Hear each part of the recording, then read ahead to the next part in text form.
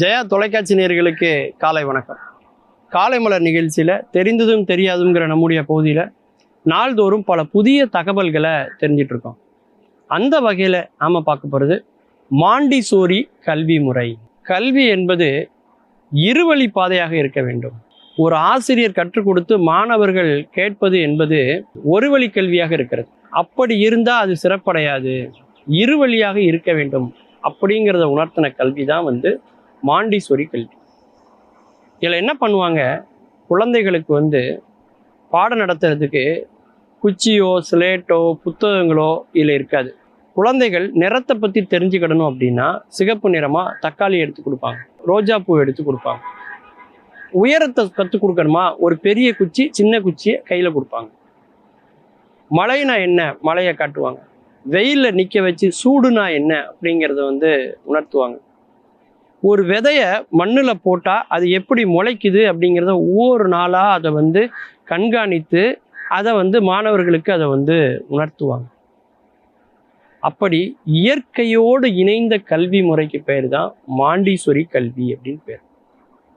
இந்த கல்வி முறையை உருவாக்குனது யாரு அப்படின்னா மரியா மாண்டிசோரி என்று சொல்லக்கூடிய ஒரு பெண் மருத்துவர் தான் இதை உருவாக்குறாங்க. ஆசிரியர்களுக்கு கற்றுக் கொடுக்கக்கூடிய இந்த மாண்டிசோரி கல்வி முறையை உருவாக்குனது ஒரு பெண் மருத்துவர். அவங்க ரோம் நாட்டில் மருத்துவராக பணி செய்கிறாங்க.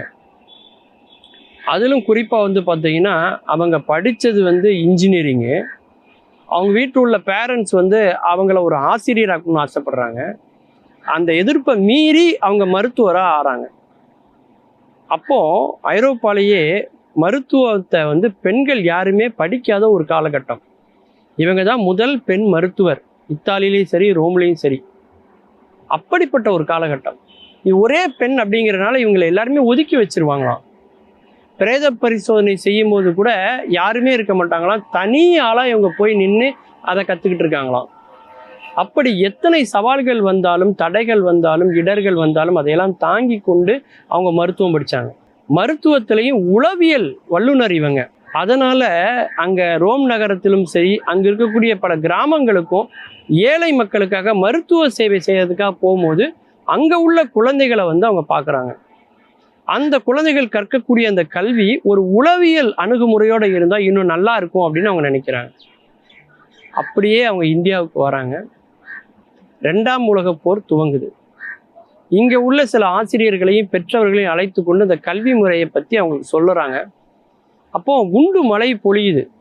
அப்போது என்ன பண்ணுறாங்கன்னா, தப்பிப்பதற்காக மலை மேலே உட்காந்து நம்ம அதை படிக்கலாம் அப்படின்னு மலைக்கு போகிறாங்க. எந்த விதமான உபகரணங்களையும் எடுத்துகிட்டு வரல அப்படிங்கிறதுனால இயற்கையாக கிடைக்கக்கூடிய பொருட்களை வச்சே அந்த கிளாஸை அவங்க எடுக்கிறாங்க. இயற்கையோடு இணைந்த கல்வி முறையை அவங்க உருவாக்குறாங்க இந்தியாவில். அதை ரோமில் போனதுக்கப்புறம் ஒரு புத்தகமாக எழுதி வெளியிடுறாங்க. புத்தகம் இல்லாத கல்வி, புத்தகம் இல்லாத பள்ளி அப்படிங்கிறதுக்கு ஒரு புத்தகத்தை அவங்க போடுறாங்க. அப்படித்தான் இந்த கல்வி முறை உலகம் முழுக்க பல்கி பெருகுது.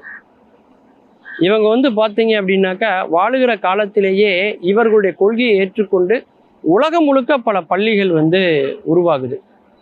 எல்லா விதிலுமே கற்றலிலே பெரிய மாற்றம், புரட்சி ஏற்படுது. இயற்கை சார்ந்த கல்வியாக இருப்பதனாலையும் புத்தகம் இல்லாத கல்வியாக இருப்பதனாலையும் இந்த கல்வி முறையை எல்லாருமே ஏற்றுக்கொள்கிறார்கள்.